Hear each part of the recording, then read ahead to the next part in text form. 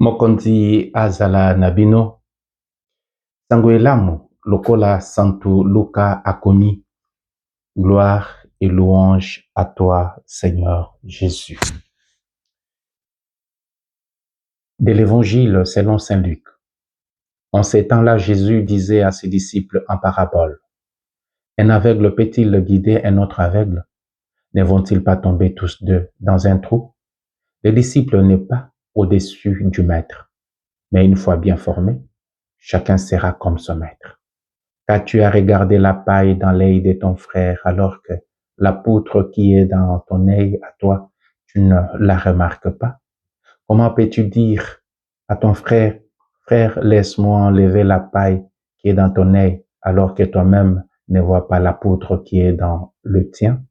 Hypocrite, enlève d'abord la poutre de ton œil, alors tu verras clair pour enlever la paille qui est dans l'œil de ton frère. Un bon arbre ne donne pas de fruits pourris. Jamais non plus un arbre qui pourrit ne donne de bons fruits.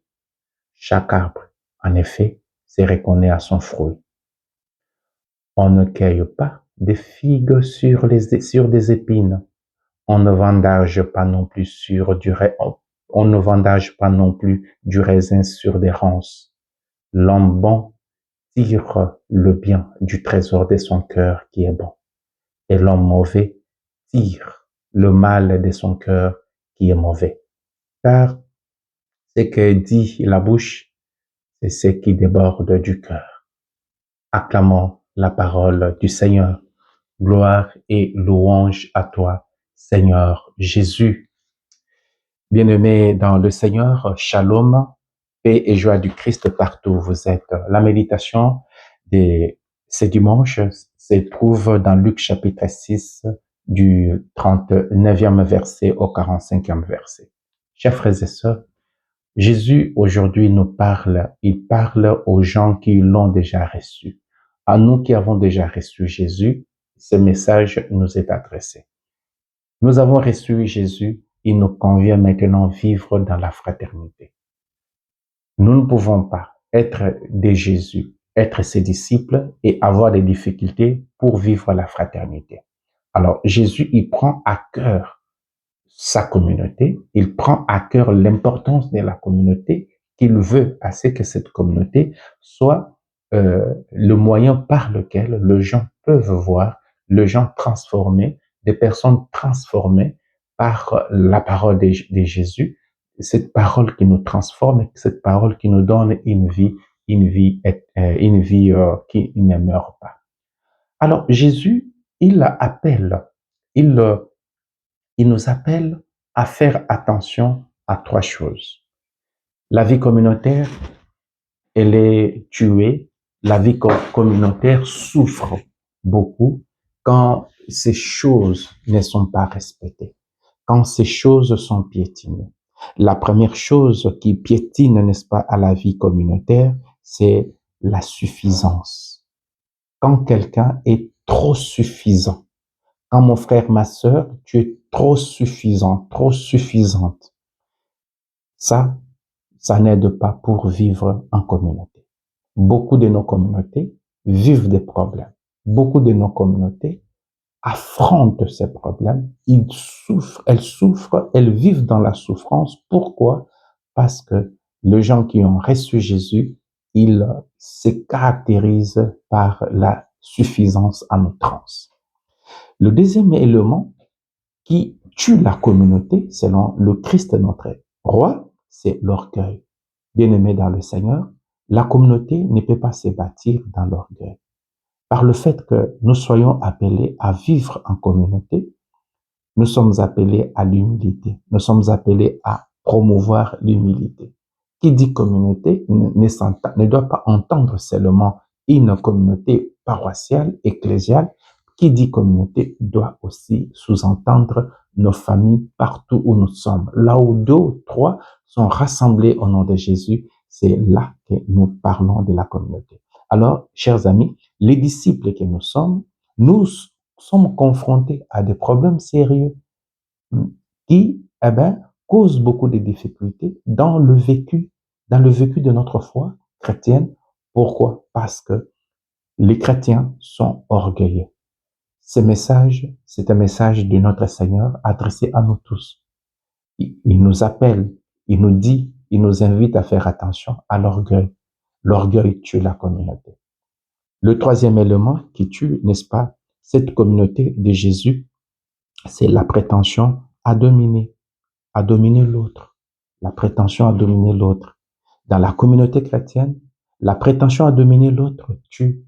Et nous voyons quand des communautés entières sont dominées par une personne, il y a une personne qui voilà n'écoute pas les autres, il n'entend pas les autres, il s'impose en outrance, il y a pas de vie, on ne sait pas dialoguer, on ne sait pas, et tout ça, ça détruit la communauté. Chers amis, la fraternité que nous avons reçue, la fraternité que nous vivons, nous l'avons reçue de Dieu. Nous l'avons reçue de Dieu. La fraternité, elle est un don. La fraternité est un don. En tant que don, nous devons la valoriser. Comment la valoriser? Travailler sur ces trois aspects que le Seigneur est en train de souligner dans l'évangile d'aujourd'hui. Mais comment Jésus nous aide justement pour que nous puissions vivre cette fraternité? Il nous pose d'abord un exemple du maître. Il dit, le disciple n'est pas supérieur à son maître. Mais si le disciple, il fait tout ce que le maître fait, il suit bien sa formation. À la fin, il peut être comme son maître. Alors, pourquoi Jésus, il nous donne cet exemple du maître? Effectivement, c'est parce que le véritable maître, c'est lui-même Jésus.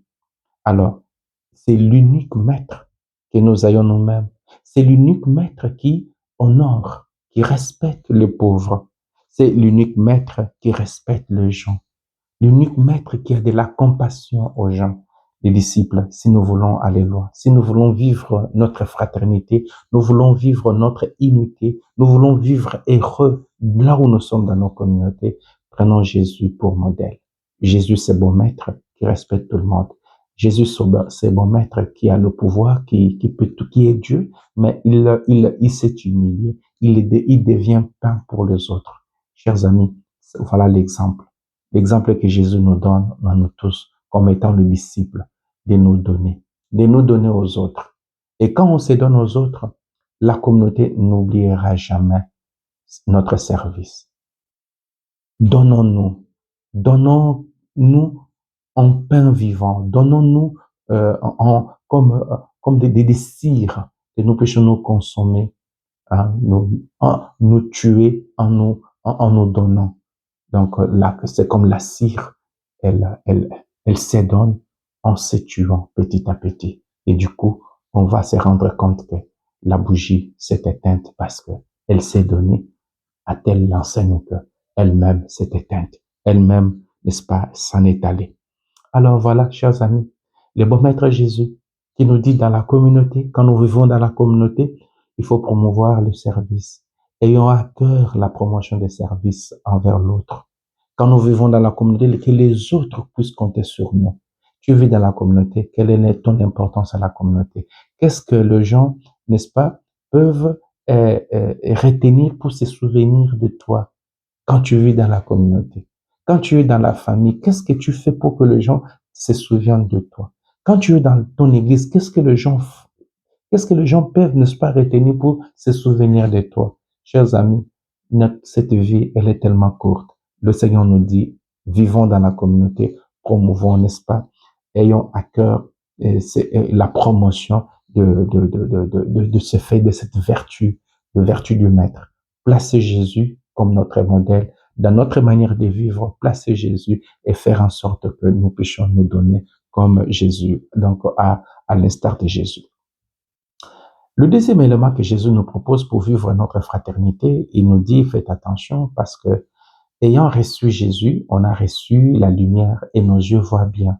Mais attention, quand nos yeux voient bien, ces yeux-là sont ouverts, mais ça peut être ouvert sur les défauts des autres. Faisons attention. Alors là, Jésus dit non, faites attention. Faites attention. Je ne vous ai pas ouvert les yeux juste pour voir les défauts des autres. Je ne vous ai pas ouvert les yeux. Je ne vous ai pas appelé pour critiquer les autres. Je vous ai ouvert les yeux pour être sévère envers vous-même. Voilà pourquoi Jésus dit, avant de balayer, de se mettre à balayer dans la parcelle d'autrui, commence d'abord à balayer dans ta propre parcelle. Commence d'abord à mettre en ordre ta propre vie. Et là, tu vas te rendre compte que tu as toujours un travail et on ne finit jamais à se travailler et tu vas t'occuper de toi-même plutôt que t'occuper des autres. Quand tu t'occupes quand tu vas comprendre la profondeur de cette vérité, chers amis, nous tous, en tant que nous sommes vivants, nous avons toujours des choses qu'il faudrait travailler. Nous avons toujours des petitesses, nous avons des petits défauts, nous avons des choses qu'il faut travailler. Et de ce fait, ne critiquons pas les autres. Ne pensons pas que nous sommes supérieurs. Mon frère, ma sœur, toi qui n'as jamais été tenté par la passion, et la passion, toi qui critiques parfois ceux qui sont tombés, est-ce que tu as déjà vécu l'expérience de la passion amoureuse, je voulais dire. Est-ce que tu connais comment ça fait? Mais quand tu vois quelqu'un qui, dans cette passion-là, il est en train de lutter, de servir son Seigneur, et du coup, voilà, il en sort vainqueur parce que le Seigneur l'a aidé. Pourquoi est-ce que nous nous mettons à critiquer? Chers amis, ne critiquons pas les autres pour les critiquer. Comprenons que notre Dieu, il veut à ce que chacun de nous puisse d'abord se travailler. Nous avons du travail avec nous-mêmes. Alors, au lieu de regarder envers l'autre, au lieu de regarder ce qui se passe chez le voisin, commençons à travailler. Et Jésus nous prévient. Et parfois, comme nous sommes plutôt les disciples, les critiques des disciples causent beaucoup de scandales. Beaucoup de gens quittent l'Église. Pourquoi? Parce que les gens qui ont reçu la lumière de Jésus, les gens qui voient très bien, au lieu d'être compatissants, ils sont très, très stricts envers les autres. Ils les critiquent en outrance. Et quand nous critiquons les autres en outrance, qu'est-ce qui s'ensuit? Eh bien, il y en a qui sont scandalisés. Chers frères et sœurs, voilà ce que Jésus nous dit aujourd'hui. Il nous a placés dans des structures, il nous a pas placés dans une famille, il nous a placés dans une église et pour vivre heureux, pour vivre très bien là où le Seigneur nous a placés dans cette église, dans cet endroit, nous avons intérêt à développer ces vertus que le Seigneur nous donne. Et troisièmement, l'exemple que Jésus nous propose, c'est l'exemple de l'arbre et son fruit. Alors Jésus là nous invite, n'est-ce pas, à plonger notre bonté dans la bonté de Dieu. Tout ce que nous faisons, que nous puissions le plonger dans la bonté de Dieu. Quand nous sommes bons, parce que Dieu habite en nous, nous allons poser des actes qui construisent la fraternité. Quand Dieu est dans nos racines, quand notre comportement se fonde en Dieu, effectivement, nous allons produire de bons fruits. Dans la relation, dans nos relations fraternelles, nous avons besoin. Donc, c'est un travail vraiment que nous rendons à la communauté et quand nous prenons le temps à méditer, quand nous prenons le temps n'est-ce pas, à nous fonder sur la parole de Dieu. Et c'est cela qui fait que nous puissions vivre heureux. Voilà, chers amis, en ce dimanche, c'est que le Seigneur nous donne comme richesse. Nous allons lui dire merci. Puisse ce dimanche, le dernier, parce que bientôt là, nous allons entrer dans le temps de carême, puisse, n'est-ce pas, le Seigneur nous bénir et nous aider à ce que nous puissions vraiment valoriser, vivre bien la fraternité. Nous ne pouvons pas être disciples de Jésus si nous ne prenons pas à bras le corps cet enseignement de Jésus sur la fraternité. Que le Seigneur vous bénisse et passez bien un bon dimanche à tous et à toutes. Merci.